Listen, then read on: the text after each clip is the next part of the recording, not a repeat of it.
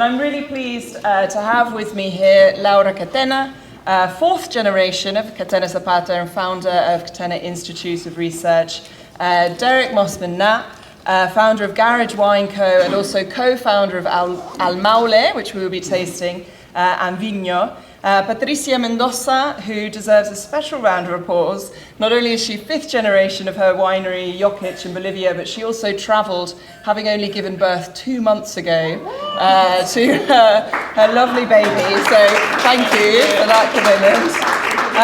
And all three of them are winners of the Old Wine Hero Awards, so it's especially special to have them here with us today. I'm Amanda Barnes. I know many of you here that I'm British, as you might gather from my accent, but have been living in South America since 2009, wrote a book about the wines of South America, and I'm writing a book about the Criolla wines of the Americas. And it's been a topic that I've really been quite obsessed by since arriving to South America many years ago, because this is very much the kind of black sheep of the family. It's the varieties that rarely get talked about, and actually, you know, it took several years for anyone to willingly show me vineyards of the Criolla grape varieties. They have been quite kind of hidden in the wraps of time of South American wine, unfortunately. And more recently, we're really starting to see an interesting revival of the Criolla varieties. So I wrote my thesis for the Master of Wine on the Criolla varieties. I'm going to be sharing a little bit about that research, or the results of that research, with you in this brief introduction. But without trying to patronize anyone, I do want to kind of start from the beginning so that we all know what we're talking about when we mention Criolla. So Vitis vinifera is not native to the Americas, and it first came with the second mission of Christopher Columbus and the colonizers in 1493. And those first plants were largely Listan Prieto, which we're going to be talking about quite significantly and tasting a few examples of later on, and also Moscatel de Alejandría. Those were the two main varieties that came and really kind of founded the wine industries of South America and North America, moving down in different directions up through Mexico into California and the US, and then also coming down to South America with many different entry points. But these were the two varieties that really kind of founded what we call the Criolla family. This is a very conflictive term. It's much more used in Argentina. I just want to be clear, it's not an official term that's embraced by everyone. I think it makes sense to embrace it, but perhaps we can discuss that at the end of the session. But when I refer to Criolla, I'm talking about the term Creole, Criolla, meaning born in the Americas from Hispanic or Spanish descent. And so we look at this kind of family of native grape varieties. So this is the work that's been done by INTA in Argentina, one of our research institutes in Mendoza. And this is putting together the family tree coming from, as you can see, Muscat of Alexandria, Listan Prieto, and many of the native varieties, the crosses that have been born in the Americas. There's similar work that's been done in Chile, and between Chile and Argentina we've recognized over 120 unique Criolla varieties in the Americas. This, I think, is very much the tip of the iceberg, because we still have a lot of identification that needs to be done in the vineyards to really know which varieties we are looking at. You can't really see this very well with the presentation, unfortunately, but this is a slightly kind of prettier diagram in the book of the family tree. There are some varieties that are much more important in terms of volume. There are some varieties that are much more important in terms of quality. We're going to be discussing some of those. But these are the main varieties that are at the heart of this Criolla Renaissance. So Pedro Jimenez is a variety we're not actually tasting today, but it's one of the most planted in Argentina and Chile. Confusingly, it's spelled Jimenez with a J, with a G, and with an S, but it is completely unrelated to Spanish Pedro Jimenez. It is a native Criolla variety, and usually vinified dry. That's been a big part of the movement of orange wines, wines under flor, and a lot of these kind of more niche styles. Muscat of Alexandria, again, we're not tasting that today, but a really key variety for Chile and also in Bolivia, and also very much at the heart of our kind of tinaja and amphora wines and orange wines. We'll be discussing most of the other wines, but I just wanted to point out those, and of course Torontes. I cannot fail to mention Torontes, which is probably the most famous of the Criolla varieties. We have 3 grape varieties of Torontes. Riojano is the one that we most refer to in Argentina in terms of quality production. Even though we don't talk much about Criollas, they are enormous in terms of vineyard production or land under vine. Criollas account for 27% of vineyards in Argentina and 18% of vineyards in Chile. But if you look at the exports, less than 2% in Argentina and 0.1% in Chile, you'll see why I call it an underdog. Here is some of the kind of results of my thesis as to why these grapevines are disappearing, and they are disappearing very quickly. So País, for example, in '85 we had about 75,000 acres. Today we have around 23,000 acres of País, so about a third in 40 years. So some of the main reasons that they are disappearing, one of the major factors is this lack of market recognition. Interestingly, more important nationally, a lack of market recognition within their own country rather than internationally. There seems to be a bit more of an international acceptance. Well done for doing a selfie. There seems to be a bit more international acceptance for these varieties than pride within the same country. Some of that might be grafted though. País we don't have rootstock, but País is awesome, this rootstock. Yes. I'm not sure how much, what percentage that would represent, but there's awesome Carinata Cariñena. These are the SAG stats. So that's, you know, there's official statistics in Argentina and Chile only started in 1996 and 95, I believe, or maybe it's 96 and 97. So it's a little bit mixed, but they are quite significant still in plantings. I don't believe that refers to rootstocks. I believe that's the grafted variety that they're declaring. But rootstocks is an interesting point, and I know Lara wanted to mention that when we come to taste her wine. Another major factor is this stigma against Criolla and this kind of French paradigm when the French varieties and the boom of international varieties came in the mid-1800s.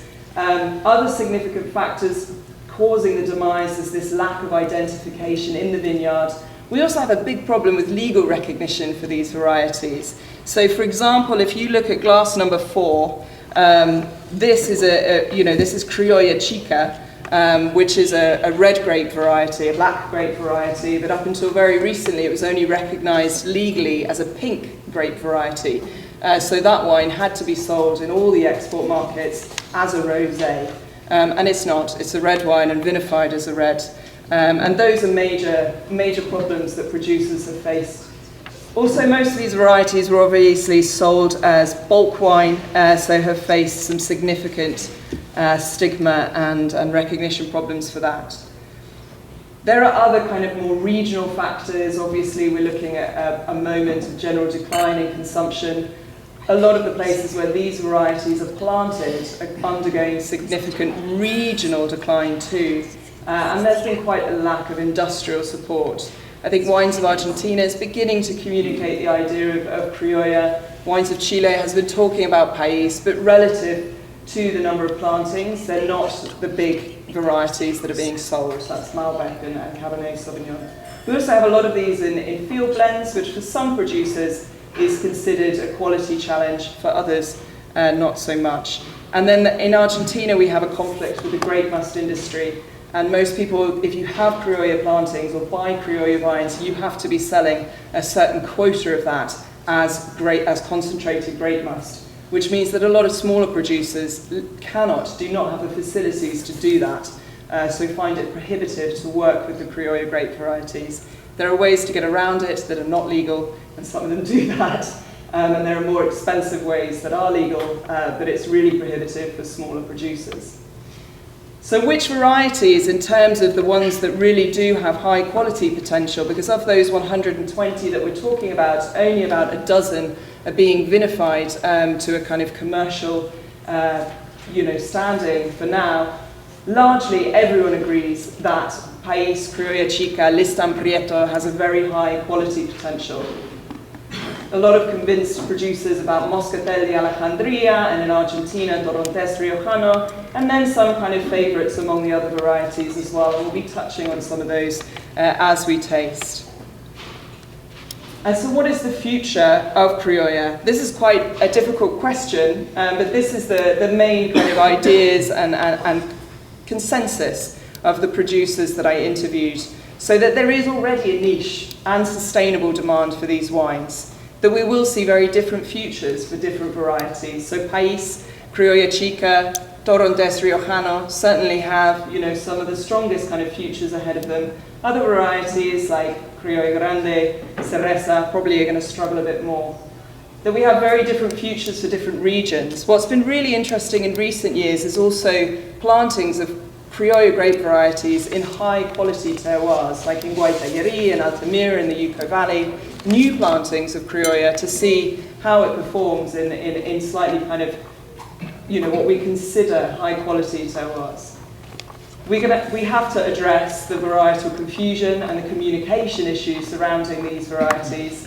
However, on the positive side, there is very much seen to have a stylistic opportunity. You can see the beautiful colour of the wines that we have on the table for these slightly lighter, crushable red styles, and also for rosés, oranges, and much lighter wines, which is the kind of new face, I think, of South America coming forward today. We also have certain opportunities in climate change with the old vines, with these very well adapted vines. I'm sure the producers are going to touch on those as we taste through, but everyone is in agreement that further decline is sadly inevitable. This slide is for my English friends. Am I bothered? Why should we bother? And I think the reason is we're all here very big fans and you know, believers in old vines, but also I think Criolla is very much a social topic and very much you know, a human factor for us in South America. So you know, there are at least 50,000 families that work and survive with these varieties. I also think it's really key in terms of ancestry and talking about American heritage, and a unique opportunity for these grape varieties that really do unite the Americas, both north and south, for you know, a point of differentiation in challenging moments of sales. So now we're going to explore a little bit first Peru and Bolivia. So Peru was our first wine country of South America. So we have plantings since the 1540s. They had a real struggle because wine production was prohibited by the end of the 1500s by the Spanish crown. And so almost all of their vines got pushed towards pisco production. And really it has taken a very long time to try and recover, and they haven't recovered from that. The majority of grapevines in Peru are destined towards pisco. And it's only very recently, in the last decade or so, that we're seeing some producers kind of look to these native varieties to try and create some still wines in the category.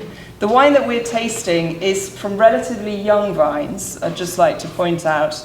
But I thought it was interesting to show you Quebranta, because it is one of our native grape varieties. It's a Peruvian Criolla grape variety. It's considered the most kind of vinous of all the pisco grape varieties, so with the most important structure and texture in the palate. And this is obviously, it's a pink grape variety, and this is made in the style of a rosé. Very simple vinification in stainless steel, but hopefully a nice kind of opportunity to try a grape variety you might have tried before. So I have a question. Can you go back to the map real quick? Mm-hmm. Those regions right there get almost no rainfall. So do they irrigate? Not in the coastal regions, no. They don't need to irrigate, but they do in some areas further up towards the. But I don't think most of them irrigate, no. I just did a climatology of all those wine regions, and they get so little rainfall. I don't know how they would grow. I mean, we're talking less than 100 millimeters per year. Especially the new vines, some of the new vines, I mean, if you look at all the old vines, no, they have some, sorry, they do have flood irrigation. They do have some flood irrigation, I apologise. But most of them, they're in kind of like, so many of the old vines are not supported by irrigation, but you have this very thick coastal fog. which is what they say might be but Peru is certainly one of the regions that is at risk of climate change. But I'd love your. I'll share the numbers with you.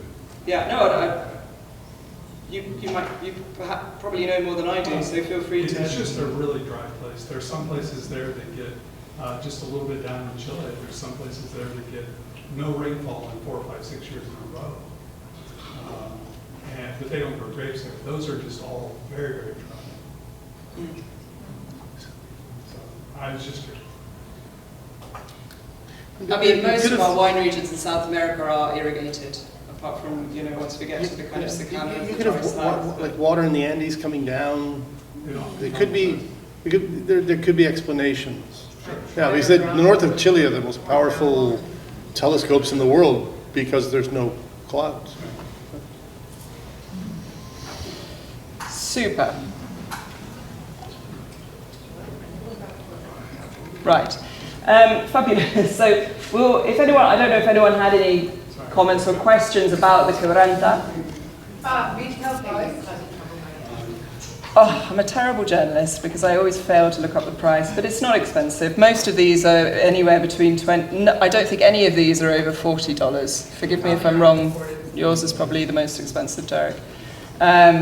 All of them will be $20 to $40, I think. Is that? Yeah, mine's 30. So we're going to move over to Bolivia, and I'd like Patricia to be able to present her wine. So Bolivia, the grapevines came through in the 1550s from Peru, and that was largely because we had the development also of the Potosí mine, which is where those first vines were planted towards the heights of La Paz, so our kind of original high-altitude wine region here, and largely planted with Moscatel de Alejandría. Moscatel de Alejandría is by far the most planted grape variety in Bolivia. And the Sinti Valley, which is where we're tasting from, is a beautiful valley. I'll show you some of the pictures from the vineyards there, which is where all the women came down to give birth. So it's quite a nice kind of romantic tie-in with your story. And that's why they started planting grapevines there, was because this was the kind of haven for the miners of Potosí and the rich, wealthy families and owners of mines in Potosí.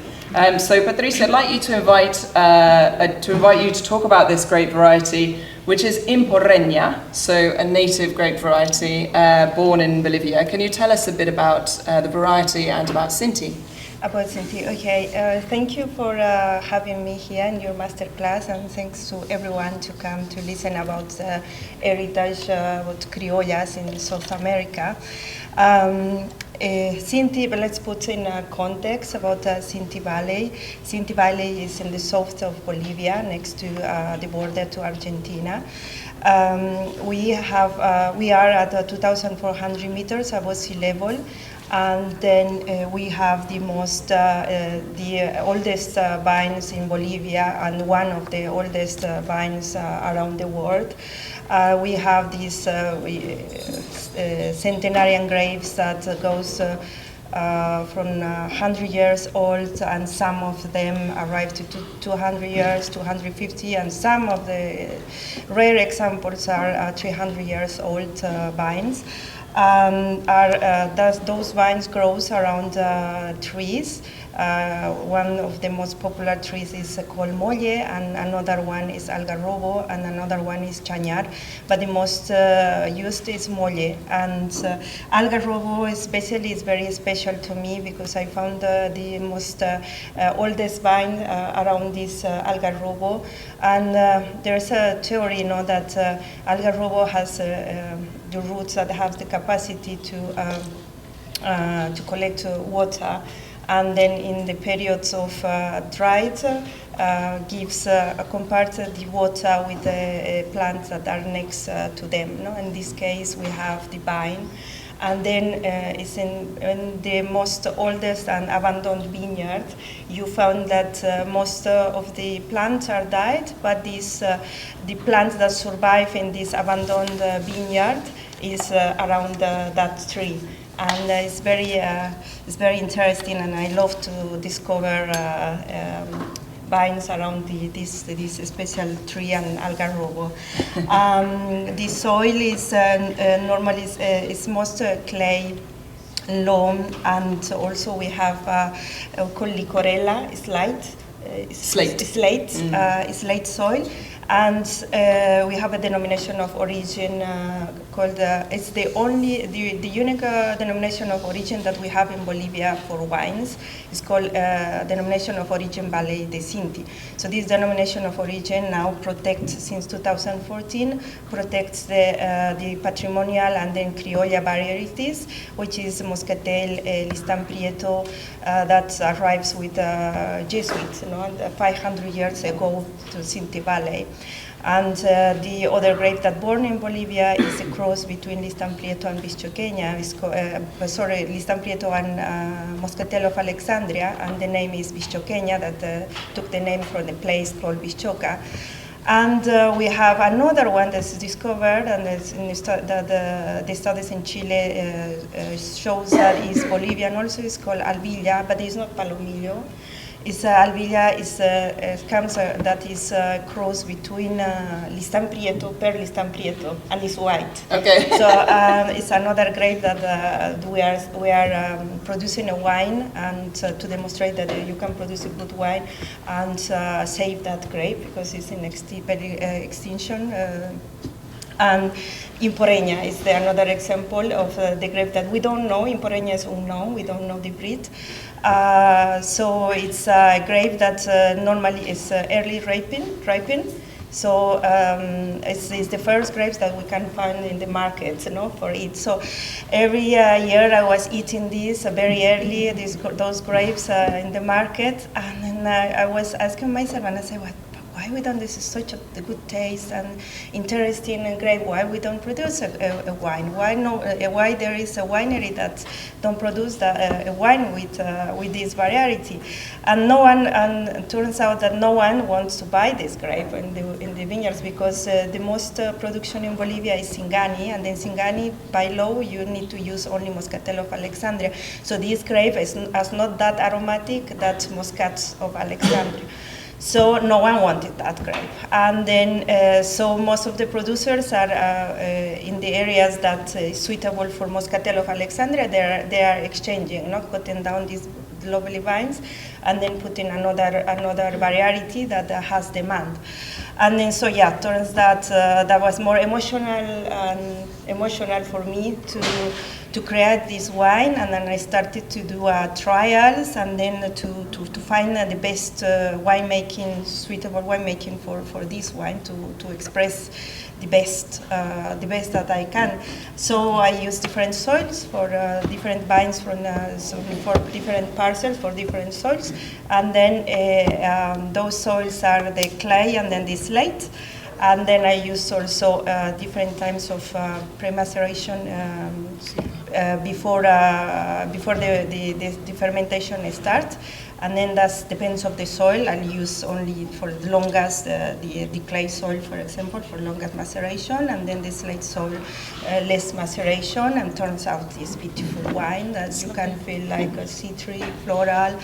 And then also the pepper, that it comes from the tree, where that vine grows. So yeah, and then yeah, this is. It's delicious. Thank you very much for bringing it, and I know that you had to bring it in your suitcase as well.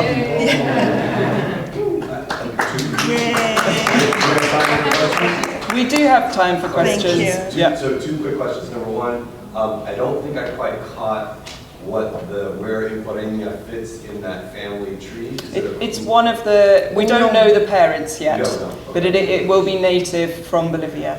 Okay, and the second one is, how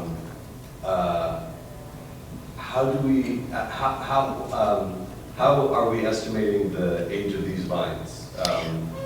Yeah, that's difficult. That's a good question, actually.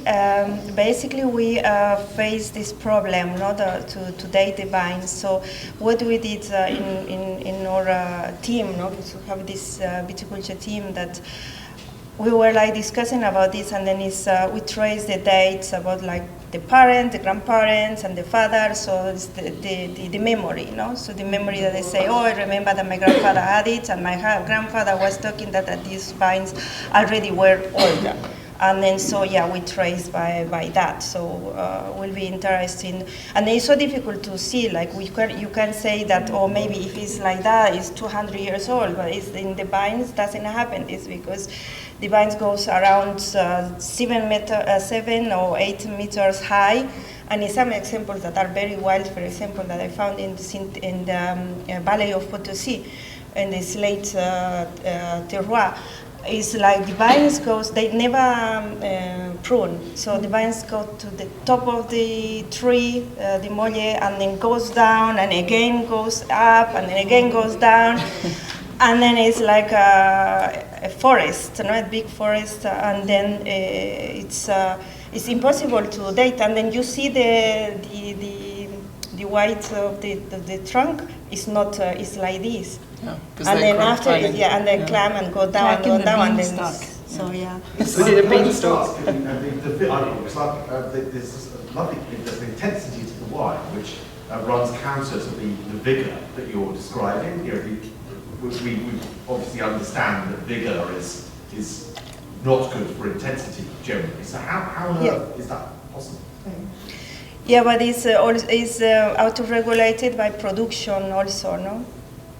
So it's a very low yield. It's like very rare grapes around, no, that you found it. Right, so I see, so the plant is growing really vigorously, but yeah. the grape production is just very low. Yeah. If I could interrupt, I think you're mistaking vigor for vigor is like the Vigor is- of the shoots growing versus how big the actual plant is. So I think it's not very vigorous, it's just a large structure. Right, okay. Yeah. I just have a Oh, quick thank question. you. When you replant a new vineyard, do people still plant beside the trees? Oh, nowadays there is a few examples that they are going back to the date, but it's difficult because it's now with the mechanization and it's more easier, but no one wants to go to work in the land nowadays.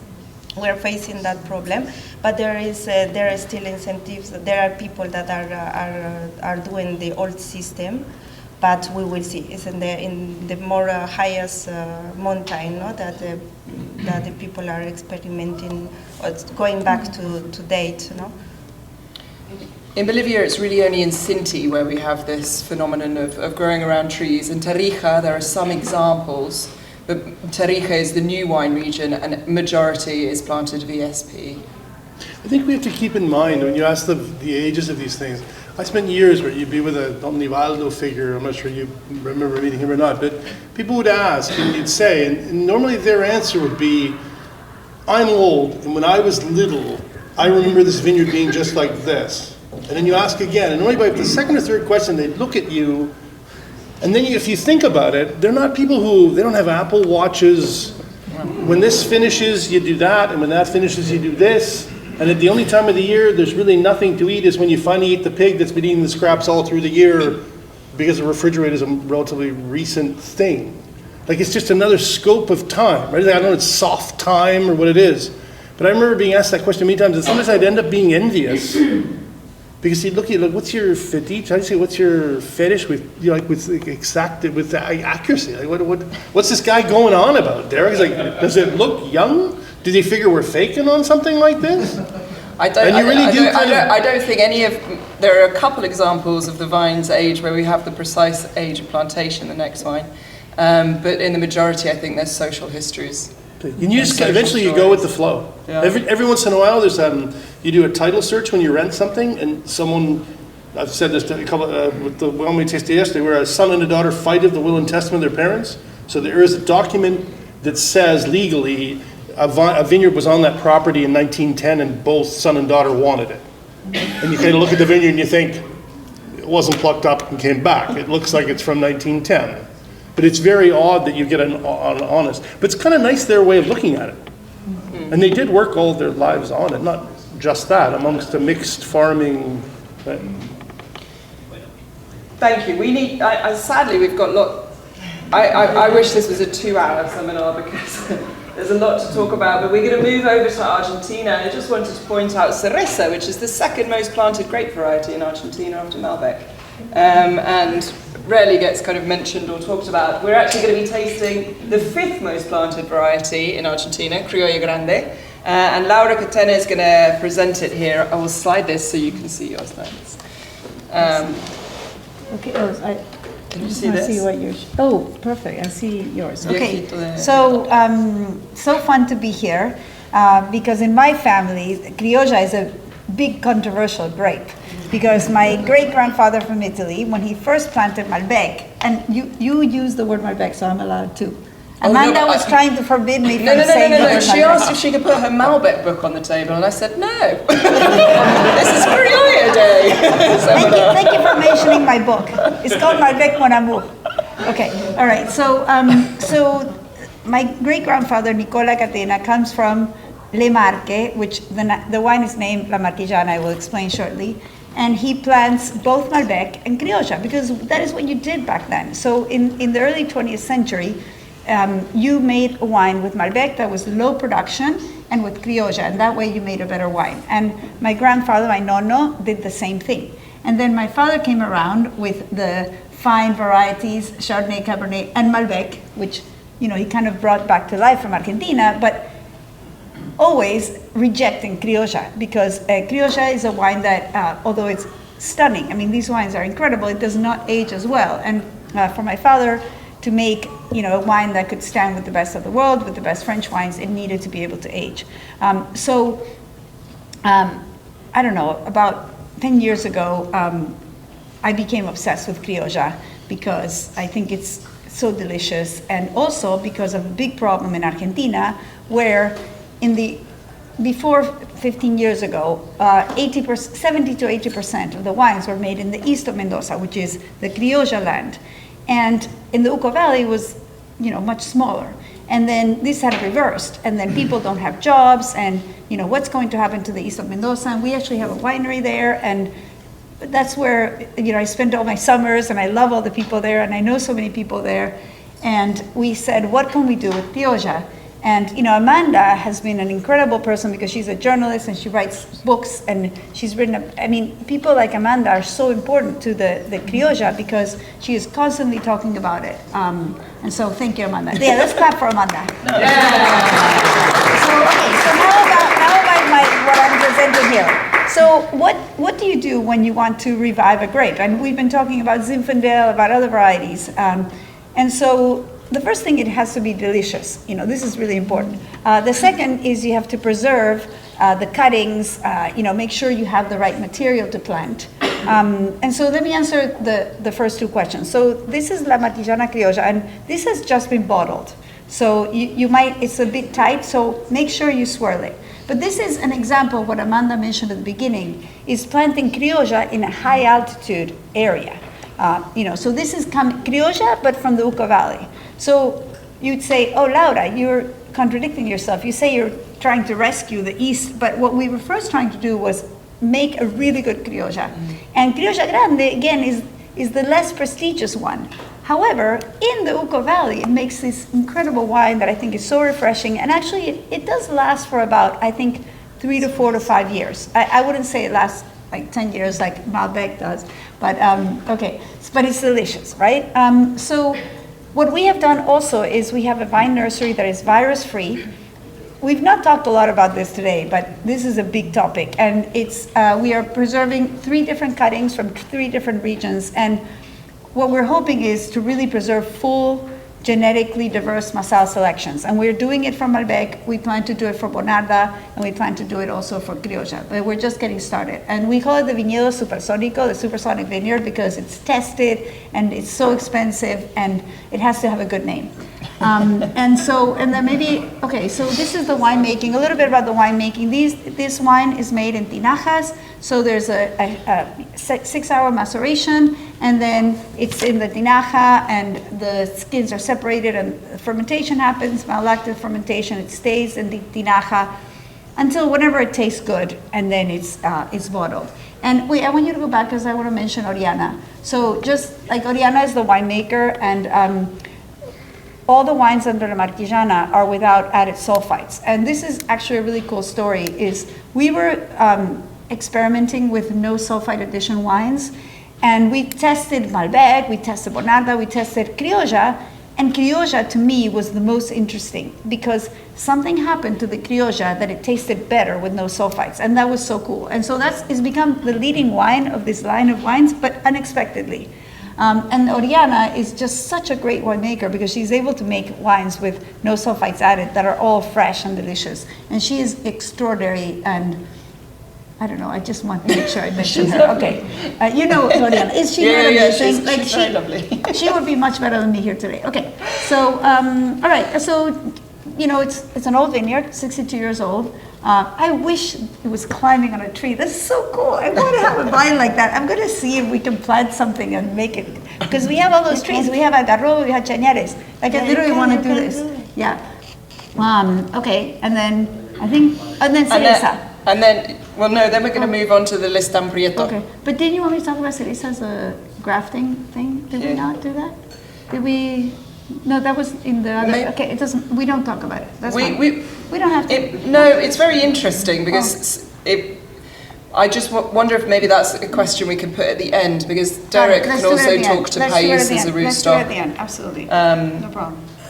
It's good. Beautiful. Thank you. And it's delicious. And also this vintage, I think, is so delicious. Wonderful. I like the other ones. I like the slightly oxidized, but Oriana likes this one. I'm with Team Ori. She sent what she likes. So we're going to move on now to several Listan Prietos, or País, Criolla Chica. You know, it has many different names depending on the place. And you know, there's been lots of different kind of clones that have been identified, or several clones that have been identified to date. And obviously, you're going to taste how they have very different interpretations in each place as well. But the first that we're tasting is from Carasur, which is the project of Sebastián Zucardi and Pancho Bugulo and their wives. It's very much a family project. The four of them together make the wines. And they were the first to put Criolla on the label in Argentina, so have been a really key part of this Criolla movement.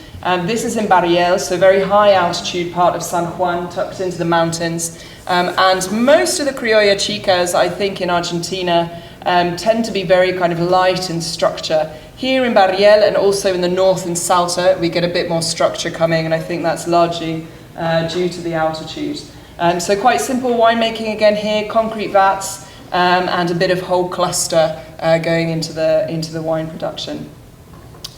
And so now we're going to move over to Chile. So again, a very important producer of País. It's one of the most planted varieties there. And we have it everywhere in Chile. So, you know, they've found País in the Atacama. We've got País down in the south of Patagonia, in the kind of lakes regions. They've found old vines of País growing around trees, kind of abandoned there. Even in Easter Island, they found País in the volcano there. So it is very kind of diverse, its plantings around the country, but the real kind of heartland of País is in Maule. And I would say that Maule has probably got one of the greatest concentrations of old vines in the world. And I'd like Derek to talk to this project, because this is Baron Philippe de Rothschild's wine, but they're part of the Al Maule kind of social initiative, and Derek was one of the founders of this group as well. So perhaps you could talk to Al Maule and what it means and how it started. 30 seconds beforehand. This was a part of homesteading in Chile. So the classic American, what do you build a house, you build a house, you plant, you work the land, and you're granted title in 5 years. And in the Chilean example, you made wine for the Catholic Church. I've heard there was a document from 1548, but let's bump it ahead a few years or back. It really doesn't matter. To me, the amazing thing about that is that the Sistine Chapel, I think, is finished in 1546, and Michelangelo continues to paint ceilings for the Vatican for another like 7-8 years. So just to put it into perspective, without saying what was going on in California then, that's an awfully long time ago, not just a number. In Chile, these are Secano Interiores, the original, how do you say, DOC or whatever. And it should, strictly speaking, you can't sell a País from Maule.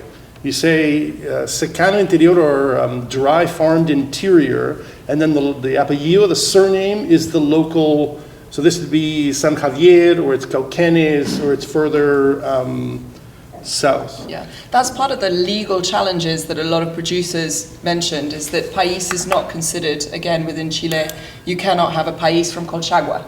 You're not allowed to have that combination on the label. País is only accepted in the dry harvesting region of the south. So it's another... Personally, I'd go the other way, and I'd like to make a Cariñena from Secano Interior and Pedral. I think it would be more historical. Probably bust their chops even more. So aromatically, there's like a mint in this. Resin, pine tar. Is it pine tar? Yes, resin is pine. I'd say it's quite a typical Chile nose.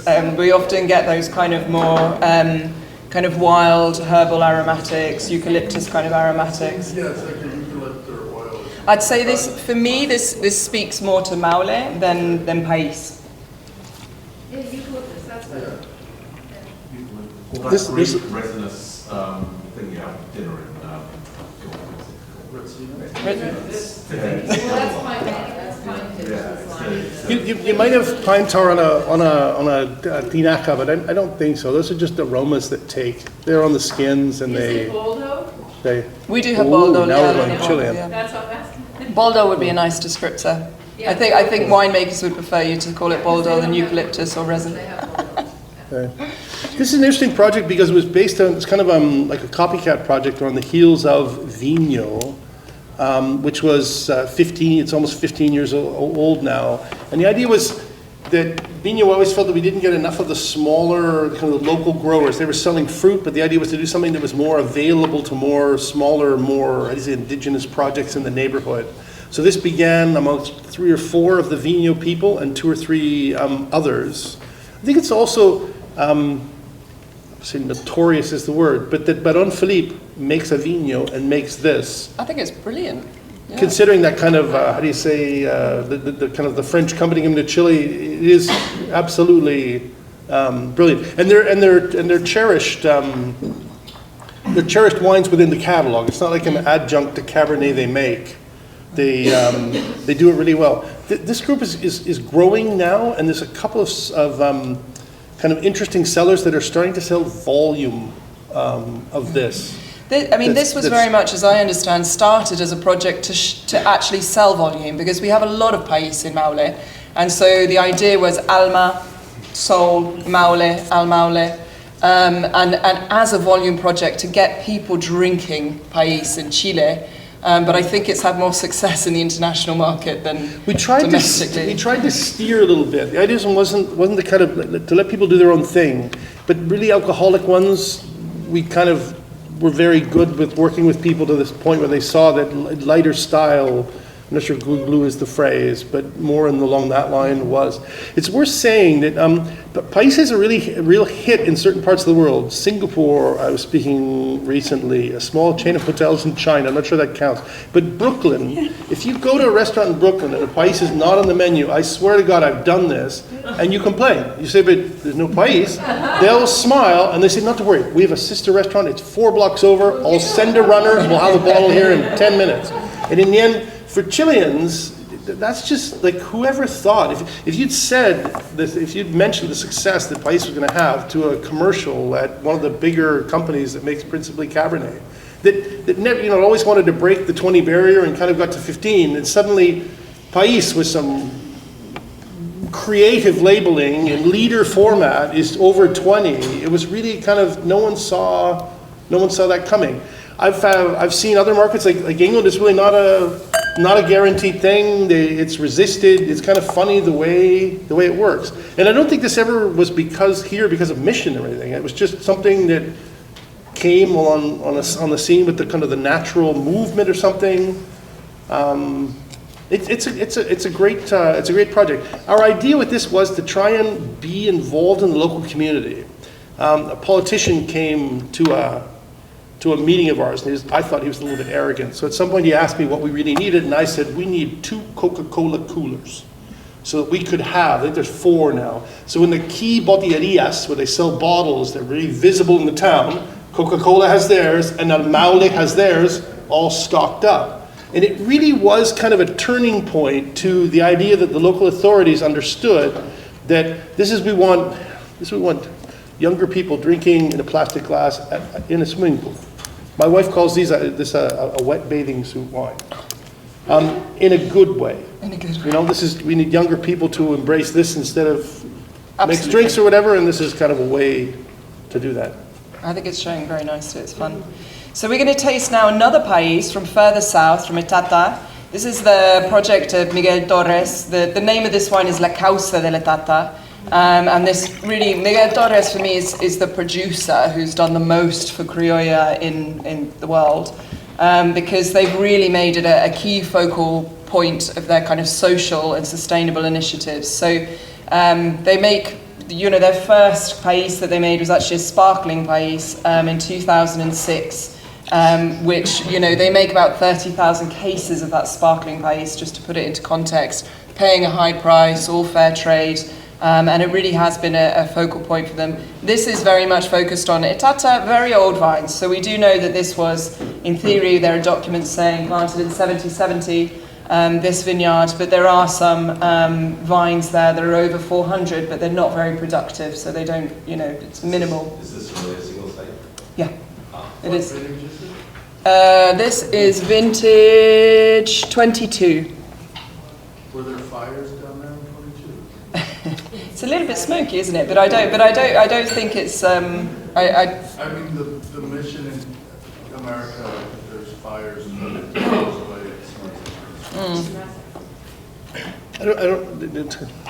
I'm further north. I don't remember so. 22 so vividly. As a small consolation, I'm allowed to talk about one wine that's not here. We make a wine called Phoenix from 17 when we had big fires close by, that we made a white from red grapes because you bought the grapes from the people. It wasn't their fault that things burned. And we've made it ever since. And it's a hit in some markets. And it's white país with Catena, which you can't sell legally because one's on the one DOC system and the other's on the other. So it is a white wine from Chile. With smoked We learned that lesson the hard way. Which is a compound that's contributed to false. But I don't know, it kind of points to that kind of thing. I mean, I get that. It's fascinating because these two wines, how transparent they are to their environment. Yeah. Do you know what I mean? How effective, but very different ways. Say. I think. Non-Venice, aromatics. Yeah. That somehow Yeah, that's the methyl aromatase. But you don't get any cold mash on the finish, so it's not. I Oh, you do? I get the bitterness. I don't think it's smoked taint. I think if anything, it's probably just slightly kind of toastier barrels. The other smoke taint that we do get in southern Chile is not wildfires; it's people lighting fires to live. The Etata is very much an area where it's kind of small holdings, countryside homes, and people light their fires, to cook and to warm up the house. So, I don't think this is, for me, it's not smoke taint in terms of wildfire. But we can always ask the winemaker. I'm not sure you qualify as a typical consumer. I think you probably got a better schnoz. I think. Someone who just lost 30 acres, just smoked in this year. It's a theme. Yeah. I know we don't have much time. During COVID, we revived some vineyards to keep people not getting into vans to prune further south, so they would cross with other people and get ill. And one of them was burned really badly in 17, and it was a fascinating experiment because in the end, the roots themselves come up as tentacles, like something out of Alien, and they use the charred old trunk as support. And you kind of, from a distance, it looks like an old vineyard and everything's normal, and then you kind of lift the hood and you realize that this is all new life from the roots. And it was absolutely awesome project to be involved in. And it continues on. But someone mentioned yesterday, I say old vines being more resistant to fire. Not that they're fire resistant, but there are examples where that happens, that you just kind of, So we should move on to the next wine, which is San Francisco. So Derek, this is if you would like to perhaps talk about we don't have too much time, and I would like to have some questions at the end. So if you want to tell us what San Francisco is, how you found it. This was something odd that we thought was Negro Mole, that had come with Prieto from the Canary Islands. And we tasted it. We had lots of Spanish people say that is Negro Mole, etc. And then when the DNA came back from our, how do you say? INIA, we have INTA, sorry. No, you have INIA. Yeah, sorry. And from our INIA, they said, no, that's not Negro Mole. You can't call it that. You have to, this is a cross of Listan Prieto with Moscatel. So we called it San Francisco, and we called it Passaggero Escondido. So it's like the, how do you say, it would be the Portuguese stowaway, hoping that one day someone would wake up and realize it actually is Negro Mole. We don't make much of this, and it's in certain vineyards. And we thought it was kind of cool that various people realized we were paying more for this fruit and doing this experiment. So they started grafting the few white vines they would have over to this from this one fellow's vineyard, so they could sell us those little bits. So we picked 2 different vineyards, and then a pickup truck arrives that's picked up the various little pieces from the various people. This is about 1,500 bottles, of which Skurnik, I give them credit, took a large position. I think that's great that they got behind it. Super. So we're going to move to North America now, and actually probably Tegan's far better to talk about the revival or kind of disappearance of mission in North America. But I think in recent years we've seen a little bit of a very small movement towards a renaissance of the old kind of mission vines in both Mexico and also California. So the producer that we're tasting, this comes from, I believe it is just 50 years old, so please ignore my typo there. I think it was considered to be planted in the Summers Vineyard. When was it planted? It's in the 70s, mid-70s. I have an aerial photo from 57 that shows it as not vineyard. Okay. But there was a lot of talk originally that it was 120 years old. I've got it as 1948. In 57 it wasn't be an aerial photo. I mean, I think this is part of the issue that we have with these grape varieties is the kind of lack of. And how have you seen the? Because there's a history. I was told that it was their last mission ever planted in Lodi. It went to East Side Wine Vigno off and they were planting contract for sometime 73 to 75. Do we know any more about the vitification? Yeah, so about 20 to 30% is aged in oak, is what Adam said. And he's a kind of minimal intervention, kind of more natural wine style. But he does like to use about a third in oak. He says, I had a call with him yesterday or the day before, and he says it's largely to kind of tame what he considers some slight rusticity to the tannins of mission. Okay, fabulous. So we do have 5 minutes. If anyone has any larger questions for the panel or kind of comments or thoughts about the varieties and perhaps the kind of communication of them, which I think is our biggest kind of challenge for their survival. Are we doing a disservice by, there's so many that belong to the family, and we often refer to Criolla, would we be better off to call them by the variety? I think this is, I'd love to know everyone's opinion on this. My stance is that it's easier to communicate it as one family so that we have one concept which is more, simpler for consumers to understand, and then start defining the different varieties within it, personally. Because to start kind of trying to talk about Listan Prieto, which is also called Criolla Chica, which is also called Mission, that becomes a layer of confusion for the consumer, and we have 120 or so identified varieties of Criolla already. So I think it's simpler to put it together as a family, as a unique story for the Americas, and then split it down. But perhaps you have different opinions. I to try and speak for Chile as beyond just myself. I think there'd be some people would say that País is a bit of a hit. Why would we undo that? To be honest, I think back to when Vigno began, and 2 or 3 of the partners said, no, we already have Carignan on the market, and it's called whatever. And if we look at back that now, it's kind of almost laughable that what they had was a blip, whereas now they sell 1,500 cases of an expensive wine. I'd like to think it could be all under one, but it was a real movement. Chile also has Pipeño, which would be like a more, you'd assume it was a more natural wine if it was Pipeño. But many people in my seat, if they were Chilean, would say, and there's a healthy rivalry. There's a rivalry. Of course there's a rivalry between Argentina and Chile. You know what I would like is, you know how Americans, they say they're American, like my husband, but I'm American too, even, you know, like this whole thing about being the only Americans.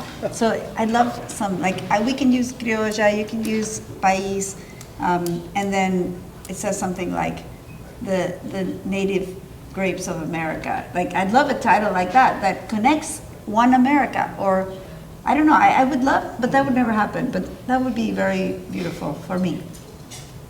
We didn't spend much time on that slide where you had photographs of the supposedly different clones of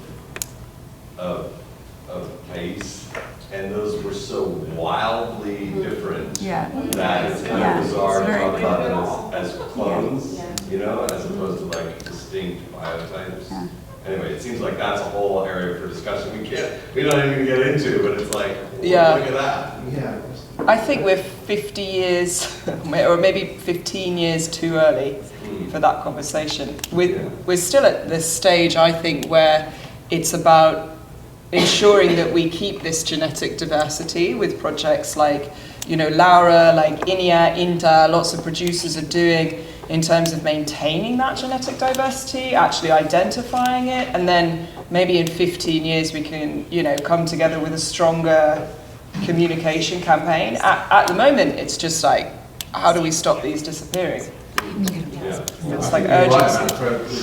As someone who sort of deals with consumers a lot, I think Criolla has an overarching, almost like the filing cabinet drawer. If you open the drawer, then you can go into the filing cabinet, and you've got the different files within it. And if you get, but you have to encourage people to open the drawer in the first place. So I think something that they can say, like Criolla, is, I know we don't say it correctly, but I think you can, at least you can say it's not intimidating. That's where the discussion begins. Is it Criolla or Criolla? No. Criolla. I thought that might get a reaction. How are we setting people up for disappointment by the fact that it's not going to taste like the last one that they had? You know, you could run into that problem. So like, oh, I like País, and then I have this one, and I'm like, well, that doesn't taste like the last thing I had. That's it. But that's it. País can be very different.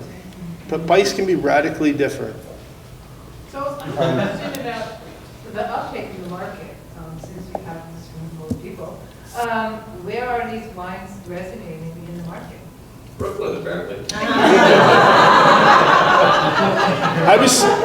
I was just thinking of something. I decided not to say it, but now I'll say it. By the glass in the Barcelona wine bars, which there are like 20 or 22 in the United States, and it's been, to be honest, kind of a flop.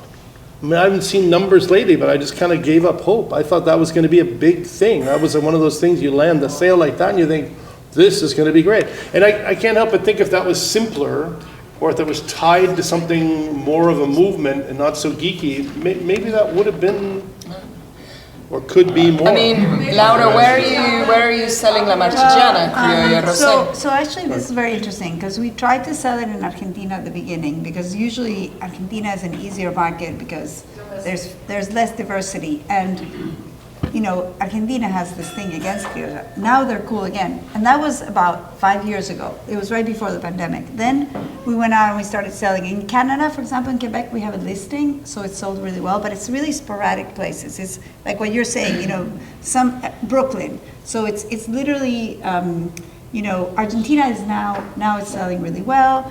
We've got this listing in Quebec. In the US, we have not had great success. It's mostly one restaurant that per place that has it. So, you know. I sold some in Dallas last week. You did?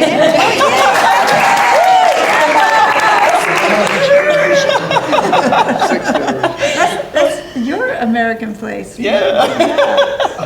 Maybe you've been doing something in Texas. I keep showing Criolla in Texas. No, Yeah. Go big or go home. Yay. So where are people, what's the common knowledge of where in Spain it actually originated? I've heard a lot. Mainland Spain is what they think, and the south, and it came in theory. I mean, these are oral histories. It's not really written down. In theory, it came from the south of mainland Spain, and was brought to the Canaries and carried on in those same kind of years. There's not actually much of a difference, so it doesn't seem that it was planted necessarily before kind of being before being kind of There's a producer in transplanted. Monterey, Spain, who claims that like the missionaries who were from Monterey. And so he said that it's extinct there now, but the oral tradition is that's where it came from. And I haven't ever, he's told me that I believe him, that he believes that, but yeah, he's a viticulturist over the way. And he said that they don't have the variety, they don't have one kind of that. Yeah. Well, when I was in the Canaries, visiting the producers in the Canaries specifically for Listan Prieto in this kind of story, and they all said, they all agreed unanimously it came from mainland Spain, but they're not exactly sure which kind of region it came from. And that it was planted at the end of the 1400s, so a very similar time in which it was coming over to the Americas. And the first vineyards were being planted in that period. It's not like there was anything else before either. We didn't really speak of the plant. It's tremendously, Pais and Maule is tremendously resilient. It's like, it is unbelievable how it keeps going. I gave the fire example, but it is unreal. I mean, it's like the dream of, if you had find a variety that you could treat like that and it just kept coming back for more and more, it would be wonderful. And in the history, do we understand what the purpose was in bringing it to the New World? Again, none of it's written down specifically, but I think the kind of oral history is that, that it was seen as a very kind of tolerant, hardy variety, and it was the one that thrived. I mean, they did have a handful of other varieties that didn't really kind of, take too much to the land. But I mean, I don't know, Tegan, if you had anything that you've kind of read about why it was the mission variety in particular. Well, I've heard that people referred to that at one point they were the missions, it was plural, that were originally brought by that Listan Prieto was the one that kind of won out. They didn't just bring one variety, but like other things that you bring, like something, like even they talked in old American viticulture that there was a group of like kind of what we're seeing here, but they called them the missions. They did the same thing with olives as well. There was a group of the plural missions. So Moyar is one of the ones that was one of the original varieties as well that came, Moyar Cano, and then we also had some Muscats. Interesting, one thing I didn't mention, which is probably my favourite Criolla grape, because it's quite funny, and maybe Laura, now you can get your book up. It's Criolla number 1, which is now called Andino, which is a new Criolla, which is a cross of Malbec. With Criolla Grande. So that's kind of an interesting, the story is still evolving, and I think that's what's quite kind of beautiful about this, and why I think it's a nice, for me, why I'm particularly interested in it, I know we're all very passionate about it, is because I feel like we're in a moment where, much with the old vines around the world, if we don't take stock now and really try and work as a community, we're at risk of losing these varieties. But it's still a storied evolution. There are still new varieties being born, and that's what I think is really quite exciting. And we have quite a diverse spectrum of winemaking styles, regions. They're all very affordable wines, but I think it's a really kind of fun, different face to South America and hopefully North America too. To America. Okay, just real quick. The Jesuits have a history of this being their favorite variety because it grew so easily. And remember also, when the Europeans arrived, there's 12 kinds of potatoes in the gardens, right? And 1 or 2 would be lost to a pest, but the other 10 would survive. And it was their agriculture. So whatever the kind of the fetish we have of keeping it pure, the first thing they were going to do was try.